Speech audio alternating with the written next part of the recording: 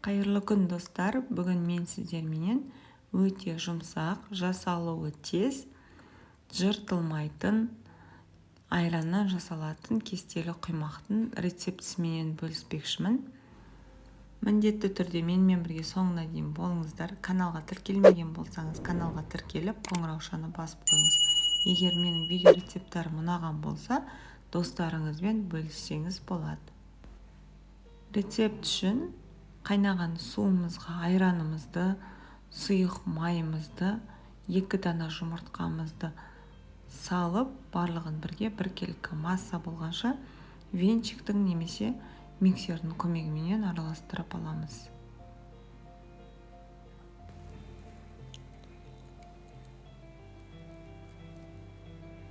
Керекті заттардың барлығы мөлшеріменен описанияда көрсетіледі.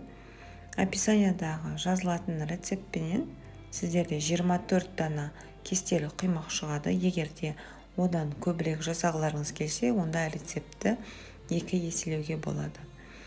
Біркелкі араластырған сұйық массамыздың үстінен қалауыңызша қант қосасыз. Шай қасықтың жартысын толтырмай ас содасын салып, қантымыз сұйық массада ергенше жақсылап тағы да венчиктің көмегімен араластырып аламыз. Біркелкі араласқан массаның үстінен ұнымызды саламыз, керегенше саламыз.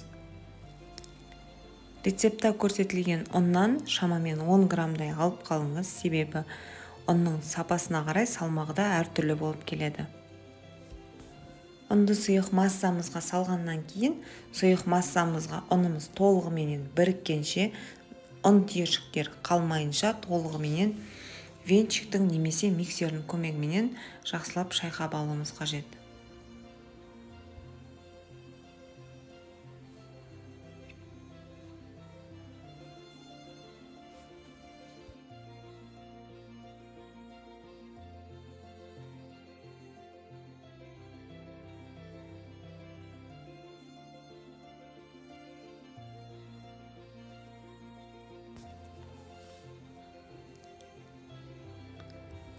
Міне достар, видеода көріп тұрғандарыңыздай сіздерде де дәл осындай біркелкі сұйық масса пайда болуы қажет.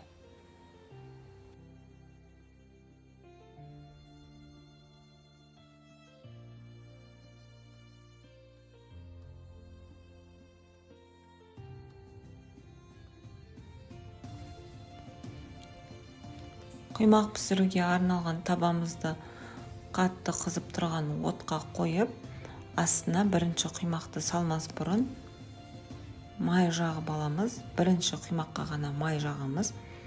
Одан кейінгі құймақтардың барлығын майсыз пісіріп алуға болады.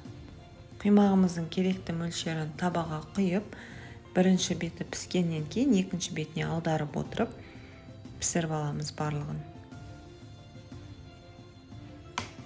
Отымыздың асты міндетті түрде максималды режимде тұруы қажет.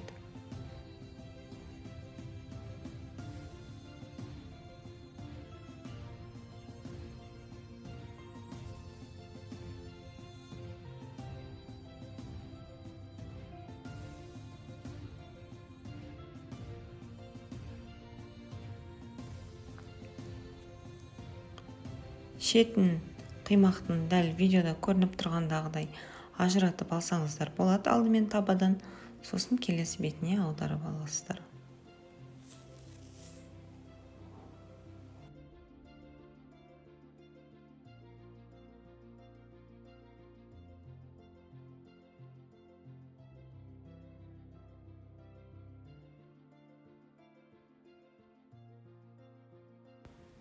Міне достар, құймақтарымызды бірінен соң бірін дәл видеодағыдай етіп пісіріп аламыз. Егер менің видео рецептім сіздерге пайдалы болған болса, лайк қойыңыздар, дизлайк қойыңыздар, астына комментарий қалдырып, достарыңызбен бөлісуді ұмытпаңыз. Егер де сіздің қандай да бір ұсынысыңыз болса, немесе болашақта менің каналымнан қандай рецепт көргіңіз келеді, оның барлығын комментарийға қалдырсаңыз болады.